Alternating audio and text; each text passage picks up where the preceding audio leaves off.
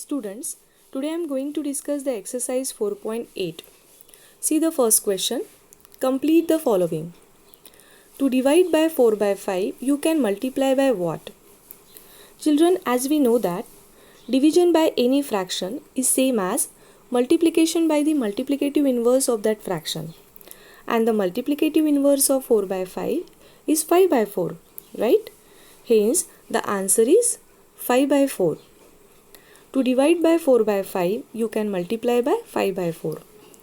Coming to the second, dividing by 2 by 3 is same as multiplying by 3 by 2, where 3 by 2 is the multiplicative inverse of 2 by 3. Now coming to the third, dividing by 7 is same as multiplying by what? Here 7 is a whole number which we can express it as a fraction by taking 1 as a denominator, and the multiplicative inverse of 7 by 1 is a 1 by 7, right? Hence the answer is 1 by 7. Dividing by 7 is same as multiplying by 1 by 7. Now let's discuss the question number B of exercise 4.8, divide. Here I have taken some selective example. See the first one. Here you have to divide the fraction 3 by 8 by 1 by 8.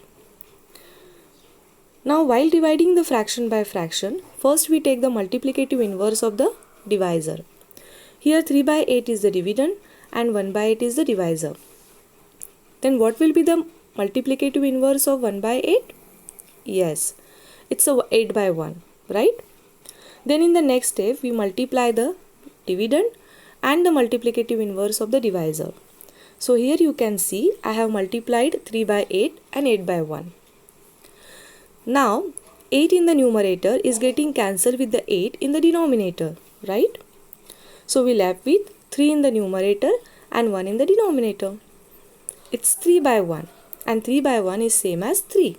Hence the answer is 3. Now see the second example. Divide 7 by 10 by 14 by 16. Here 7 by 10 is the dividend and 14 by 16 is the divisor. Again to divide fraction by fraction, first we take the multiplicative inverse of 14 by 16. And what will be the multiplicative inverse of 14 by 16? Yes, it's a 16 upon 4, right? Then in the next step we multiply the dividend 7 by 10 and the multiplicative inverse 16 by 14. Now 7 and 14, both the number are divisible by the number 7, right? So let us divide them by the number 7. Now 7 ones are 7 and 7 twos are 14. Similarly, the numbers 16 and 10 both are divisible by the number 2. So here I have divided them by 2. So 2 8s are 16 and 2 5s are 10, right? So we are left with 1 into 8 in the numerator and 5 into 2 in the denominator.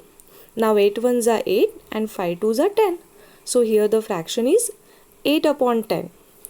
If we reduce this fraction into the lowest term, we will get 4 upon 5. So here the final answer is 4 upon 5. Now see one more example. Divide 8 upon 9 by 2 by 9. Now here 8 upon 9 is the dividend and 2 upon 9 is the divisor.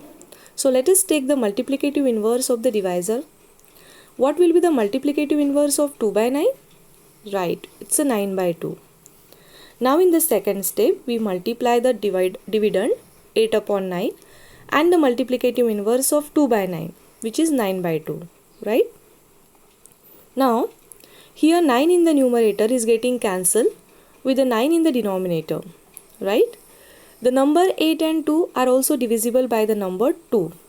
So here I have divided them by 2. Now 2 ones are 2 and 2 4s are 8.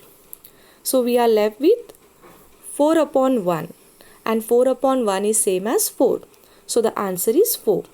Likewise you can solve the remaining example given in your textbook.